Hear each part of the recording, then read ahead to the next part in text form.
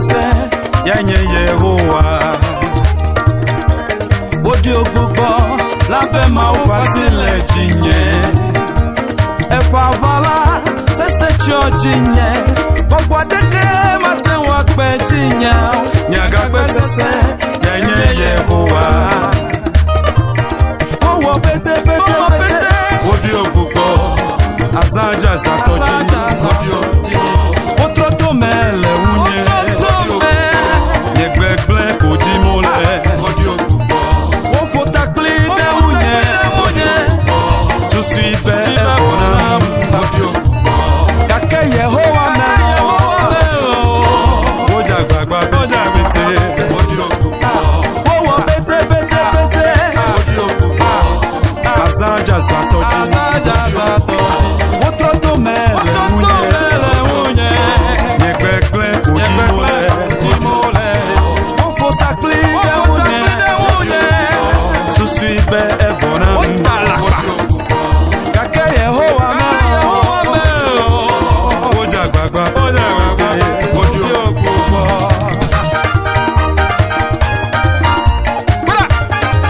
Nale Yehowa ma sekata toba fofoni tala.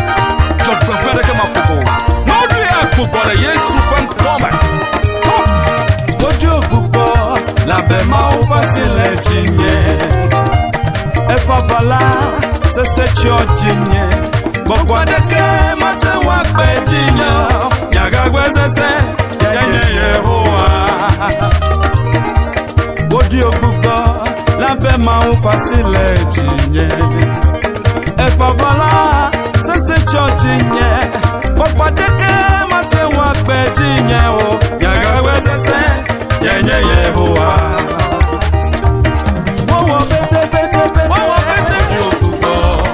Azaja zatoji Otroto me Yegbegle koji mole Ofota klide unye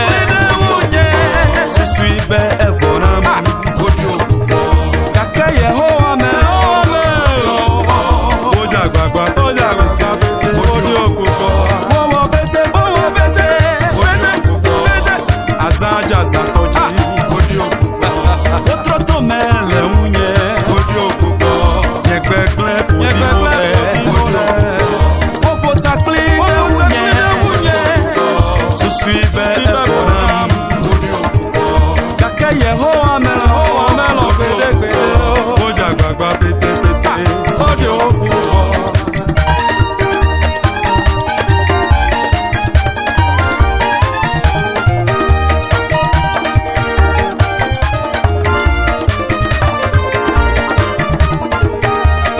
Zeuze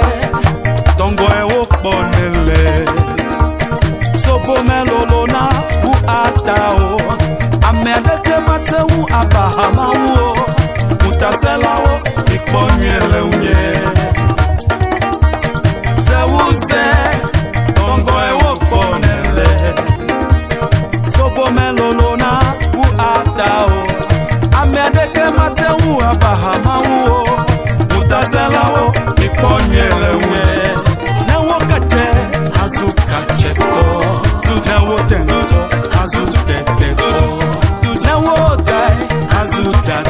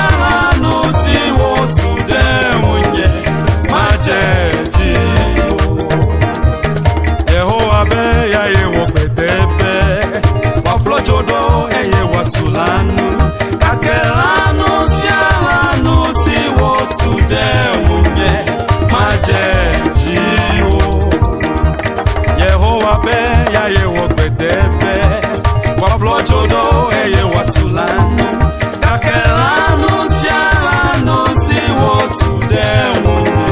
majeji yela ngbedodo lenya pe unpe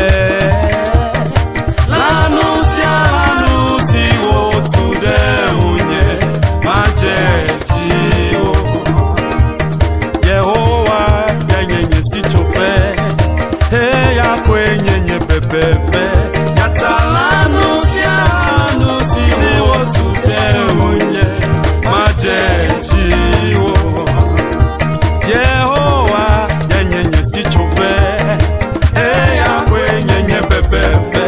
Yatalano siano si wotude unye majeji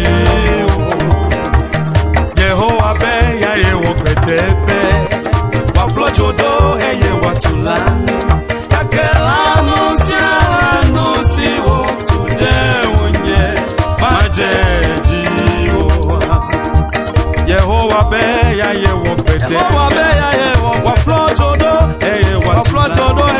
Kakelano siano si wotude unye majeji Yehowa be na mi ade wa vukli wo menye wo mawu be na mi ade wa vakli wo la menye wo amesi wa vukli wo la achi asi wo me amesi wa vakli wo la achi asi wo me Amesi wa fukli wola Achi asi wo me Amesi wa fakli wola Achi asi wo me Yehowa be na mi ade wa fukli wo Eye wo Mawu be na mi ade wa fakli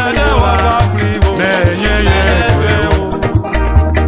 Amesi wa fukli wola achi asi wo me amesi wa fakli wola achi asi wo me amesi wa fukli wola achi asi wo me amesi wa fakli wola achi asi wo me Nele unsi adete Nele unsi adete Nele unsi adete Nele unsi adete Nele unsi adete Nele unsi adete Nele unsi adete Nele unsi adete Nele unsi adete Nele unsi adete Nele unsi adete Nele unsi adete Nele unsi adete Nele unsi adete Nele unsi adete Nele unsi adete Wadeke mawomo Nele unsi adete Hama chomo na mele musiadete Obebwe mapogomo mele musiadete Ika hama choponye mele musiadete Mele musiadete Mele musiadete Mele musiadete Mele musiadete Mele musiadete Mele musiadete Mele musiadete Mele musiadete Wadeke mawo Acho hama chomo Hama chomo Obebwe mapogomo Ika hama